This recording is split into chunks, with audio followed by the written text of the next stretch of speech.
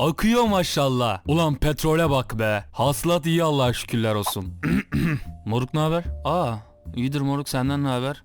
Geldi yine dibine sok. Neyse. Aynı be. Ya şey diyorum, biraz paraya ihtiyacım var da bize yardımcı olur musun? Ya kardeşim, olsa dükkan senin valla. Ama ne yazık ki işler kesat ya. Sorma, yakında kepenkleri kapatıp başka işlere yöneleceğiz. Kusura bakma lütfen. Neyse, canın sağ olsun.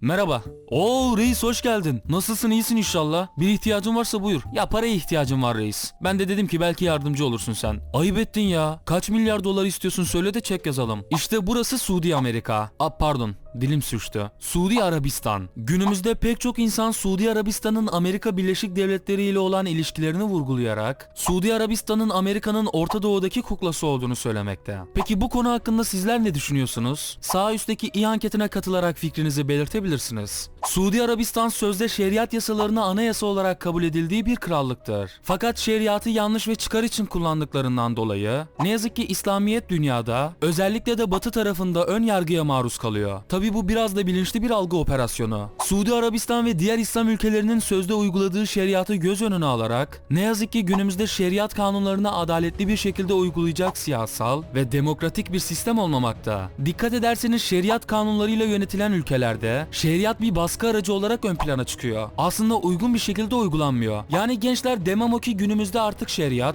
gücünü korumak isteyen liderlerin halkı kontrol etme aracı olarak ön plana çıkıyor. Bazılarınızın şöyle dediğini duyar gibi oldum. Ya reis, nereden biliyorsun? Belki bu adam iyi ve doğru yönetecek. Moruk tamam. Belki bu adam iyi yönetecek, eyvallah. Fakat abi, bu adamdan sonra gelecek kişi için aynı şeyi söyleyebilir misin sen? Şeriatın anayasada sabit bir şekilde kalması da hiçbir şeyi değiştirmez. Yani gerçekçi düşünürsek, şeriatın doğru bir şekilde uygulanması çok zor. Hatta neredeyse imkansız. İşte burada biraz da olsun Atatürk'ün etkisini anlamanız lazım. Yok o din düşmanı, İslamiyet'i yok etme projesi. Of oğlum ya.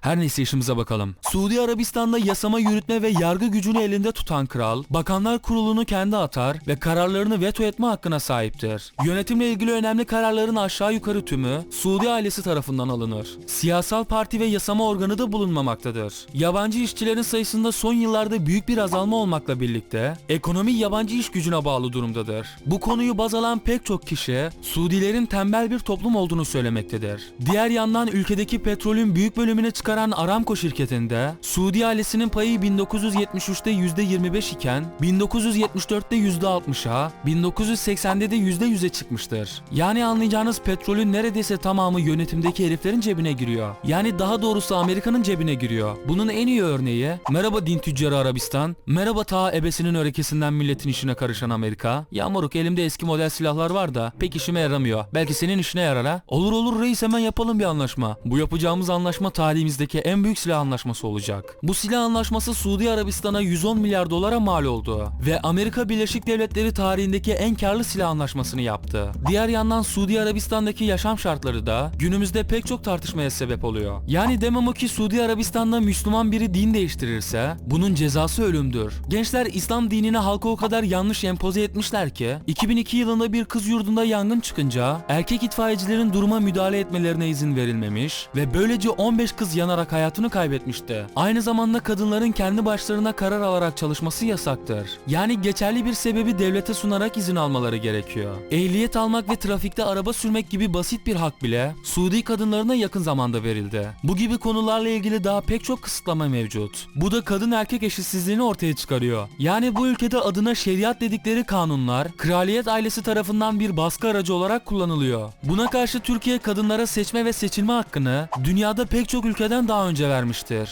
Bu yasanın çıkmasını sağlayan ise Cumhuriyetimizin kurucusu Mustafa Kemal Atatürk'tür.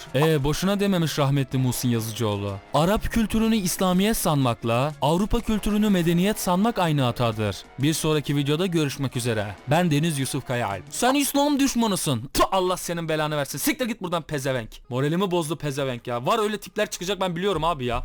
Ben şimdiden üzülüyorum ya, vallahi ya.